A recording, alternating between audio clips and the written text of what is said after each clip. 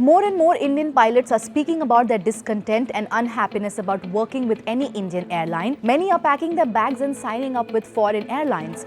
We already knew about the reasons for their disappointment, but now this issue has become a global discussion. Why? Because the Indian government is not happy about this trend.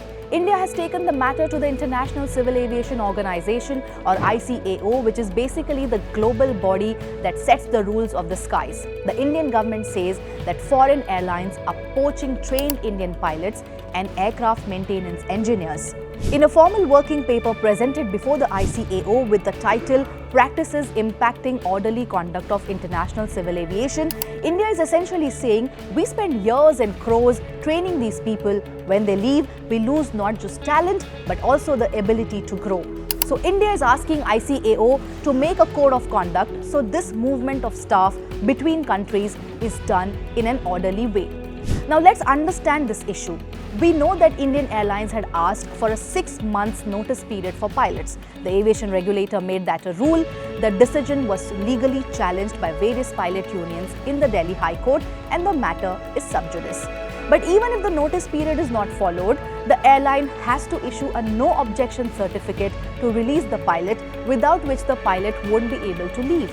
Airlines also make pilots sign a bond, mostly for first officers or during an upgrade that goes beyond 50 lakh rupees, which prevents them from quitting before a stipulated contract period, or the money will be forfeited by the airline. This could be fair as airlines are investing time and resources in training the crew. Now here's where it gets interesting. Pilots are not like other professionals. They fly a plane in Mumbai the exact same way someone flies it in New York or Dubai. Their skills are universal, and when your skills are universal, the job market is global. Now let's talk about the main factor, which is salary. On an average in India, a senior first officer earns about 5 lakh a month.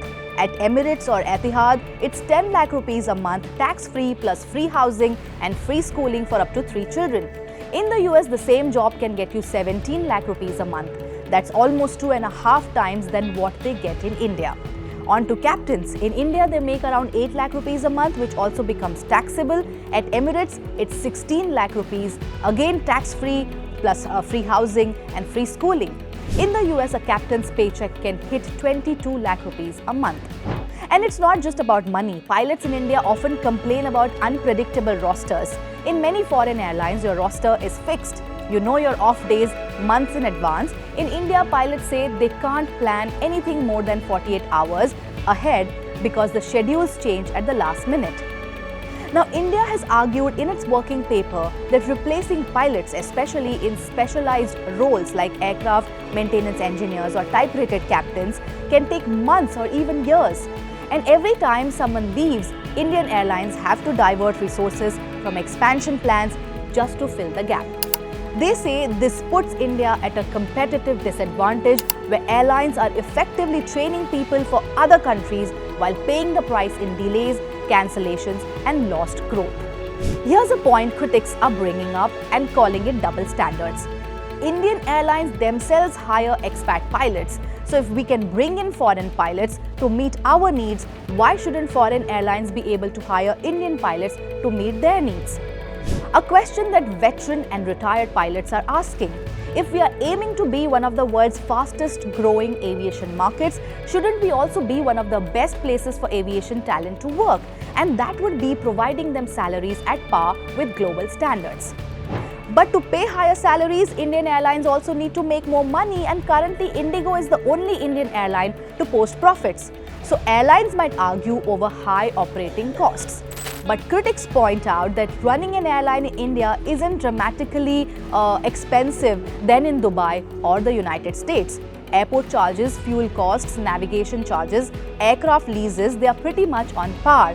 So if the operating costs are similar, why not match the working conditions? That's the question. Now, many people find the salaries of pilots astronomically high and their lifestyle glamorous. But it doesn't come easy. There are years of training, often starting with around 1 crore rupees personal investment just to get the commercial pilot's license and type rating. Then to become a captain, you need at least 1500 hours of flying time. That's hundreds of takeoffs and landings in all kinds of weather, day and night.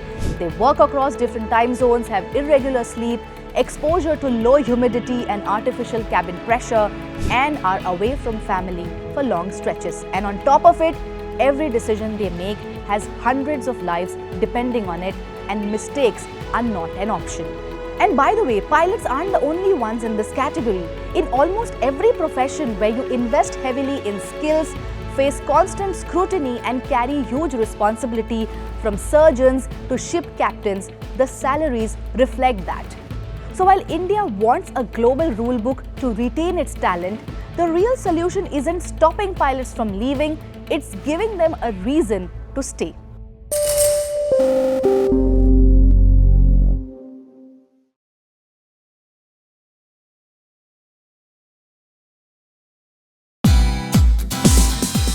Thank you for watching CNBC TV 18. For all our top stories and news updates, follow us on our social media platforms.